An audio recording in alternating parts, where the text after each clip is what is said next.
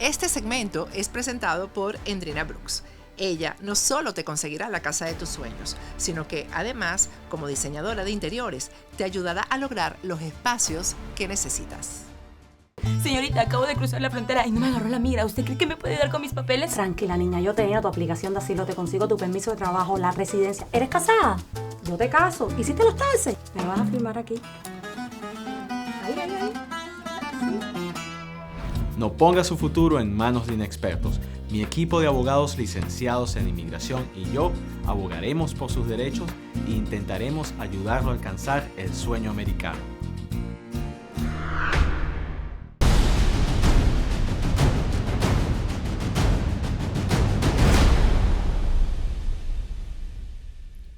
Hola amigos de Factores de Poder. En 1999, cuando Hugo Chávez llega al poder en Venezuela, él llega montado sobre toda una retórica de supuesto socialismo, nacionalismo, patriotismo. Pero 23 años después, el régimen chavista lo que presenta es un balance totalmente opuesto a lo que había ofertado Hugo Chávez. De esa prédica nacionalista, de esa prédica supuestamente antiimperialista, lo que tenemos hoy día es un Estado que está prácticamente subyugado a los intereses de Cuba, un Estado que se arrastra a los intereses de China, de Irán, de Rusia, pero no solamente eso. Tenemos una nación venezolana totalmente debilitada, un país que perdió su nombre porque los chavistas le cambiaron el nombre a Venezuela, le cambiaron el escudo. No contentos con esto, destruyeron la moneda al punto de que hoy día ni siquiera las personas que se declaran afectas al régimen chavista se sienten animadas a usar el bolívar como una divisa para las transacciones diarias, porque el bolívar ha perdido completamente su valor. Pero no satisfechos con esto, el chavismo también ha destruido las instituciones que quedaban en Venezuela. No hay justicia, no hay seguridad, no hay acceso a los servicios básicos fundamentales y estamos en una situación absolutamente caótica que se puede ver en un país donde no hay electricidad, donde no hay gasolina, donde no hay repuestos, donde no hay hospitales, donde no hay escuelas, donde prácticamente es muy poco lo que queda. Y quienes aún se mantienen en esa actividad dando la imagen de un país normal son aquellas personas que viven en esas burbujas que de alguna manera directa o indirectamente están conectadas con estos circuitos de la economía chavista, gente que depende directa o indirectamente pues del régimen y por supuesto políticos de la falsa oposición que a su vez pues reciben transferencias de dinero para seguir pues en ese proceso legitimador. En este proceso de desmantelamiento institucional, donde ni siquiera Venezuela puede decir que cuenta con unas Fuerzas Armadas institucionales, porque las Fuerzas Armadas han sido completamente desprofesionalizadas. Las Fuerzas Armadas, en lugar de estar al servicio de la defensa de la integridad del territorio, de la unidad nacional, actúan como una policía de control de orden público interno, pero más que todo como una policía para perseguir políticamente a quienes se le oponen al gobierno. Y en este cuadro de absoluta debilidad institucional, por si no existiesen suficientes problemas para los venezolanos, ahora pues hay que enfrentar o seguimos enfrentando la amenaza inminente por parte de Guyana de mutilar y de desmembrar el territorio Esequibo. Esta es una situación que fue muy mal manejada por los gobiernos del estado de partidos antes de Chávez, que en lugar de emprender acciones enérgicas, decisivas, como por ejemplo la que emprendió el general Marcos Pérez Jiménez, cuando frente a las pretensiones de Colombia de tomar los Monjes, desplegó una acción militar que no dejaba margen a dudas sobre el ejercicio impecable de la soberanía nacional sobre territorio venezolano, y frente a lo cual pues Colombia no tuvo otra opción sino simplemente retroceder. Bueno, frente a la situación del Esequibo, esto prácticamente había entrado en una etapa de abandono, de desidia, de fatiga institucional antes de Chávez, y con esas fórmulas, un poco buscando salidas negociadas a la luz del derecho internacional, interpretando, en nuestra opinión, en forma equivocada, pensando que el derecho internacional es como una especie de instancia igual o parecida al derecho positivo nacional de los países. Nosotros siempre hemos explicado que el derecho internacional es una ficción jurídica, no existe, es un mito. ¿Por qué no existe el derecho internacional? Porque el derecho internacional requeriría de un Estado a su vez internacional. Ese Estado internacional no existe. No es la ONU ni son estos organismos. Lo que hay en realidad son dinámicas de geopolítica, de intereses de Estado, de dialéctica de imperios. Y en ese juego de dialéctica de imperios se producen situaciones y decisiones que luego son presentadas en forma de sentencias de contenido jurídico o legal presentadas por estos organismos tales como la Corte Internacional de Justicia. Pero es un error y es una equivocación pensar que de estas instancias internacionales va a venir una solución ajustada a arreglos jurídicos o legales, porque en realidad lo que está en juego son intereses geopolíticos. Por eso siempre nos pareció que fue un error apostar pues simplemente a estas fórmulas legalistas en lugar de emplear y desplegar una política soberana institucional más agresiva de presencia y de ejercicio indubitable de la soberanía nacional sobre el territorio esequibo. Pero lamentablemente esto no fue así, no ocurrió así y el tiempo fue pasando, creando situaciones de hecho prácticamente donde se podía apreciar una especie de abandono institucional por parte de Venezuela, un desinterés.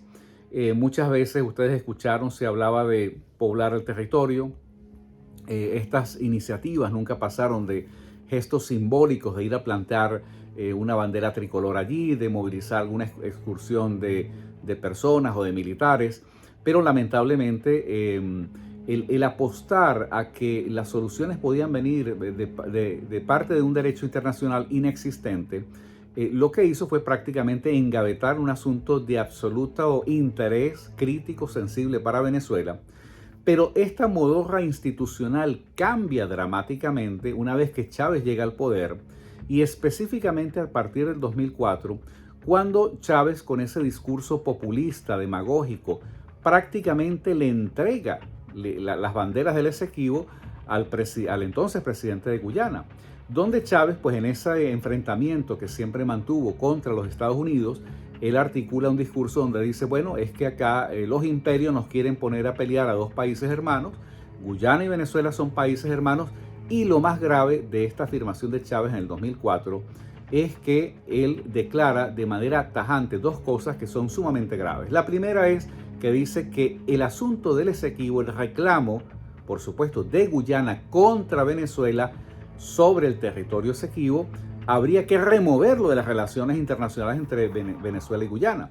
Sumamente grave porque este componente, una vez que se remueve este componente, ¿qué es lo que queda? Bueno, lo que queda es la vía libre para Guyana ejercer cualquier cantidad de acciones en cualquier diferentes ámbitos, lo cual efectivamente Guyana hizo. Pero lo otro grave es que Chávez en esa intervención, y es un video que ha circulado bastante en redes sociales, él dice que ese es un tema sobre el cual él ha conversado en secreto con el presidente de Guyana, pero nunca se le informó a los venezolanos qué tipo de acuerdos secretos había suscrito Chávez con Guyana.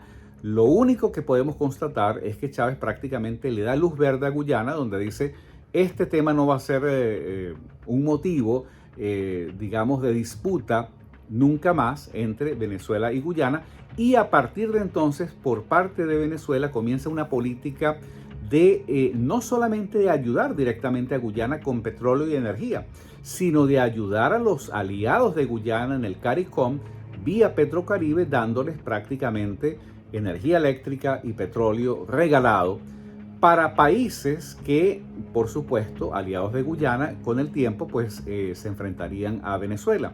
Ahora, Chávez hace esto porque en ese momento había el interés por parte del régimen chavista de ocupar una posición en el Consejo de Seguridad de las Naciones Unidas. Bueno, esta posición le salió sumamente cara a Venezuela.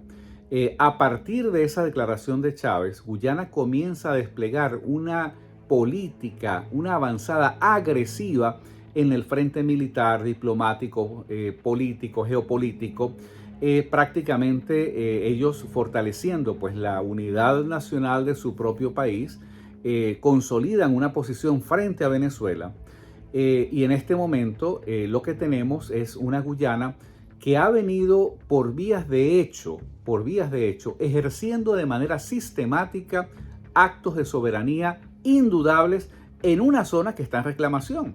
Y es correcto cuando se dice que Guyana no debería hacerlo, pero volvemos al mismo punto, no es un tema de deber ser o de no deber ser, porque estas situaciones de conflictos entre estados, de conflictos internacionales, solamente pueden ser resueltas de dos formas.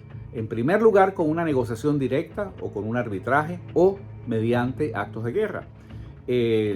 Siempre se ha dicho, Venezuela es un país de una voluntad pacifista, pero con el chavismo nosotros vemos que ese voluntarismo llegó a extremos prácticamente de reconocerle derechos, de ayudar prácticamente a Guyana a fortalecer su posición, al punto en que Guyana al día de hoy ejerce no solamente actos indudables de soberanía, sino que el detonante de este último conflicto es justamente lo que hace Guyana a la hora de otorgar concesiones a empresas transnacionales petroleras para que hagan actividades de exploración y explotación de petróleo en la zona que está en reclamación.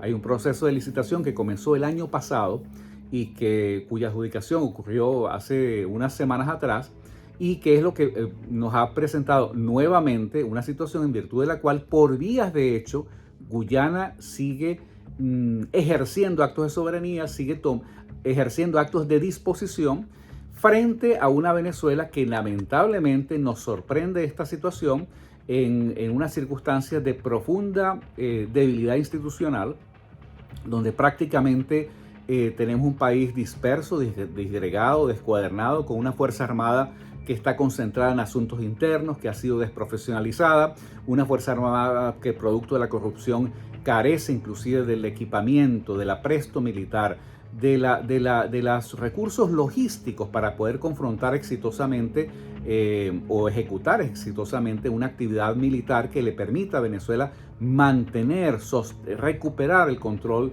del territorio Esequibo. Y en el marco de toda esta situación, lo único que podía considerar el gobierno de Nicolás Maduro fue justamente convocar a una especie de referéndum consultivo, que nos parece una idea insólita, pero además insólita es absurda, porque esto significa, lo que quiere decir con la convocatoria de este referéndum consultivo, es que el gobierno de Nicolás Maduro no tiene ni idea de dónde está parado, no tiene idea de qué hacer. Y frente a ese no saber qué hacer, Nicolás Maduro, hay que recordar que fue el ejecutor de la política internacional entreguista de Hugo Chávez. De manera que Chávez, que ya está muerto, nunca pagó por esos errores, pero Nicolás Maduro tiene que ahora responderle no solamente a los venezolanos, sino a todos estos militares que han sido embaucados con la retórica socialista y nacionalista. Bueno, la convocatoria de este referéndum, supuestamente referéndum consultivo, se hace en el espíritu, hipotéticamente, de preguntarle a los venezolanos qué se debería hacer en el tema del Esequibo, cuál debería ser la posición. Parece insólito y absurdo porque esto es algo que quienes dirigen el Estado deberían saberlo, deberían no dudar ni siquiera un segundo. En lugar de convocar a ese referéndum consultivo, lo que han debido hacer es desplegar acciones indudables, inequívocas, claras, contundentes de ejercicio soberano sobre esa zona, sobre ese territorio. Esto, por supuesto, no va a ocurrir porque sencillamente el régimen chavista no tiene la capacidad para hacerlo. Opuesto a esto, lo que están tratando de hacer es de diluir, de evadir, de esconder su propia responsabilidad. Los riesgos de este referéndum que quiere convocar el régimen chavista son múltiples. Uno de ellos es que la gente, como lo ha expresado válidamente en redes sociales, hay mucha gente que no entiende por qué se está convocando este evento y que por el contrario ven en este evento un intento del chavismo de lavarse la cara y de buscar un apoyo que ha perdido en forma dramática. Por lo tanto, hay mucha gente que ha expresado su intención de no votar, de no acudir a votar. Pero, ¿qué pasa si se convoca el referéndum y gana la opción contraria?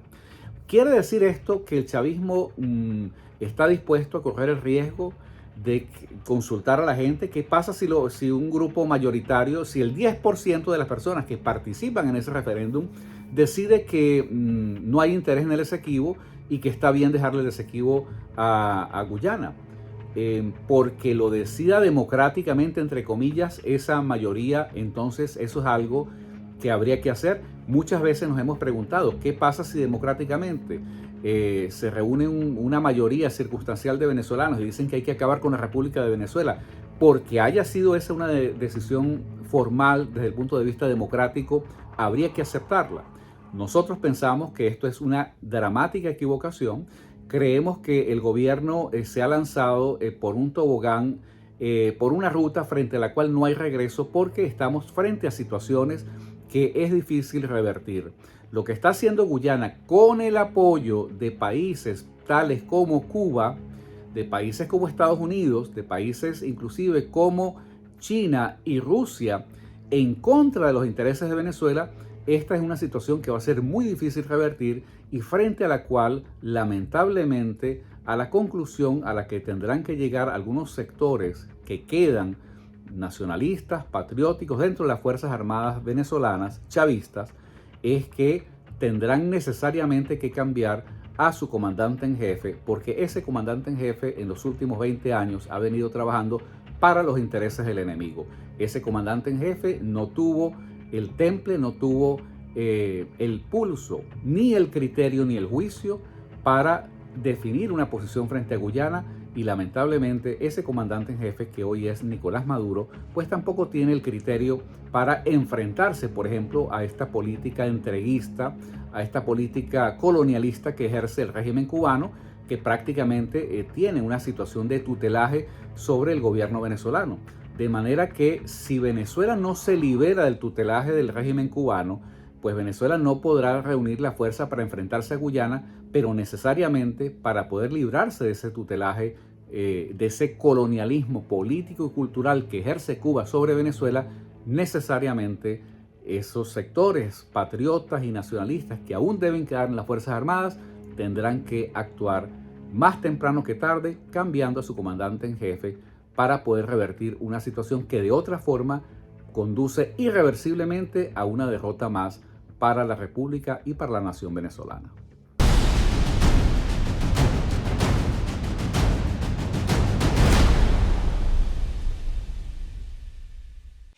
Este segmento es presentado por Endrina Brooks. Ella no solo te conseguirá la casa de tus sueños, sino que además, como diseñadora de interiores, te ayudará a lograr los espacios que necesitas.